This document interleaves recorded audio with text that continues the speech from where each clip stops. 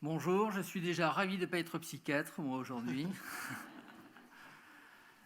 Voilà, qu'est-ce que c'est que le refus de soins dans les urgences vitales? Alors, par urgence vitale, on entend bien sûr une décision qui peut vous tuer rapidement. Finalement, elles sont rares. Et sinon, après, urgence vitale, c'est effectivement de refuser un traitement ou une prise en charge qui va avoir des conséquences graves sur votre santé. Est-ce que le problème est fréquent? Il n'y a pas d'études qui vous donnent un petit peu qu'est-ce que ça représente. Quand je regarde, depuis que je fais de la réanimation dans mon service, c'est quasiment largement une trentaine de personnes par an. Principalement en réanimation sur le refus d'être intubé, c'est-à-dire où on met un tube dans la trachée, une mise sous respirateur. Donc qu'est-ce que ça veut dire? Est-ce qu'on laisse mourir 30 personnes par an dans le refus? On a vu ce matin de manière très intéressante à la fois le point de vue du philosophe et du juriste. À peu près tout est dit. Le refus de soins existe, le refus de soins doit être apprécié, le refus de soins doit être respecté. Il y avait avant 2002, pour les réanimateurs c'était simple, pour les médecins c'était simple, on faisait ce qu'on voulait. Après 2002, les choses sont bien mieux, c'est que quand même on s'occupe du patient et on voit avec lui ce qui est possible de faire. Dans le cadre des urgences vitales, on est partagé entre deux choses. Soit l'obligation d'assistance et de sauvegarder la vie, soit effectivement le fait de respecter un refus. Il n'y a pas de réponse. Le droit est binaire, c'est oui, c'est non. La médecine n'est pas binaire. Dans ce sens-là, il faut essayer de comprendre. Alors, il n'y a pas de recette, mais je vais essayer de donner un petit peu les axes de réflexion dans le cas de l'urgence vitale. La première chose, c'est d'essayer de comprendre. Alors, il faut faire vite, parce qu'il y en a qui sont rapides. Il faut essayer de comprendre ce que veut dire le refus. Ça a été bien dit ce matin, c'est parfois le refus et l'expression d'une peur, d'une souffrance. Essayer de le comprendre, c'est parfois trouver des solutions qui vont lever ce refus. La deuxième chose, c'est quand même d'apprécier les capacités de compréhension du patient. Jusqu'à des maladies très avancées, le patient, quelle que soit sa culture, quel que soit son niveau intellectuel, est capable de comprendre des choses essentielles si on prend le temps et si on fait l'effort de trouver les mots appropriés et les images appropriées pour qu'il comprenne. Tout ça, ça doit se faire dans un climat de confiance.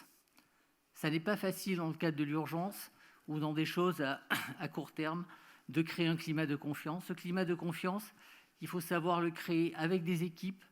On n'est pas tout seul. Parfois, savoir ressentir qu'on n'est pas le bon médecin pour créer ce climat de confiance et trouver un collègue. C'est d'avoir une information loyale, adaptée et qu'on doit réitérer. Loyal, il faut dire les choses comme elles sont. Si on dit à un patient, si on ne fait pas ça, vous allez mourir, il faut savoir parler de mort. Elle doit être adaptée, ce que je disais plus tôt, pour qu'elle soit comprise. Elle doit être aussi adaptée pour l'entourage. Et elle doit être réitérée, c'est-à-dire qu'il faut, quand on a le temps, il faut prendre le temps de réexpliquer les choses, laisser cheminer le patient, revenir.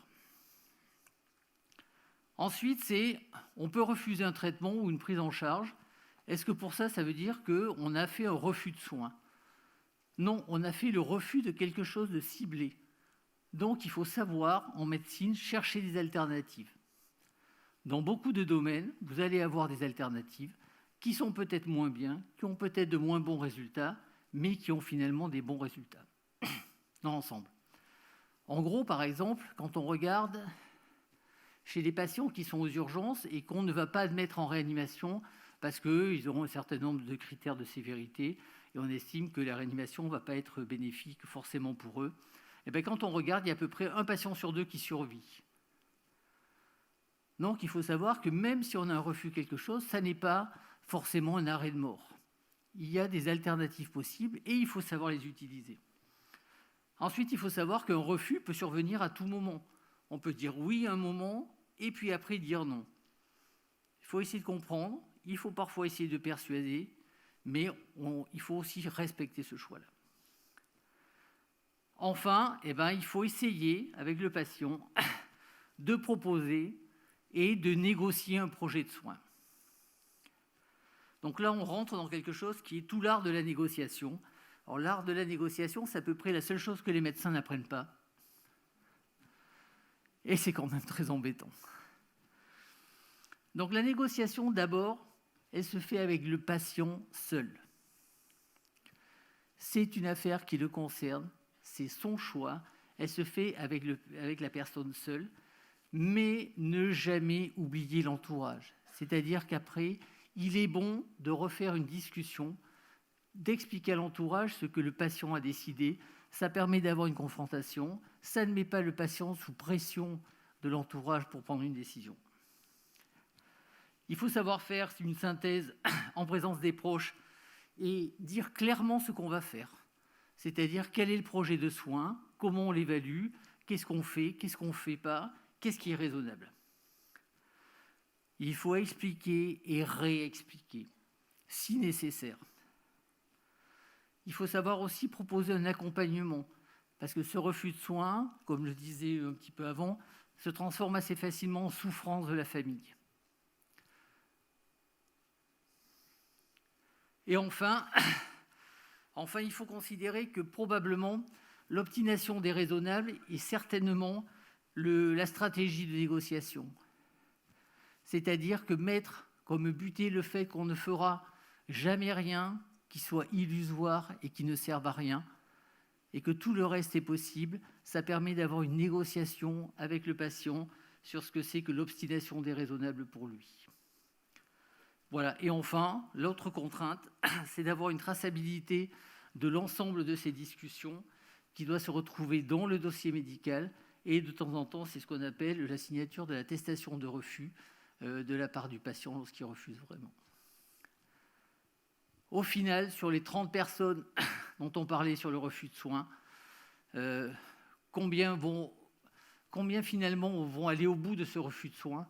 Beaucoup moins. Beaucoup moins, et celles qui vont au bout du refus de soins, c'est souvent plus difficile pour la famille que pour elles, mais elles méritent à la fois un accompagnement, elles méritent un grand respect de ce choix, parce que c'est probablement le choix le plus dur à faire. Je dirais juste un petit mot pour les gens qui sont inaptes à consentir. Même chez les personnes qui sont par exemple mentalement touchées, comme des démences plus ou moins sévères, on est moins dans la recherche du consentement que dans la recherche de l'assentiment. C'est un petit peu différent, mais ça n'enlève jamais le fait de pouvoir discuter, expliquer et regarder ce que veulent ou non les patients. Voilà. Merci, Monsieur Boyer.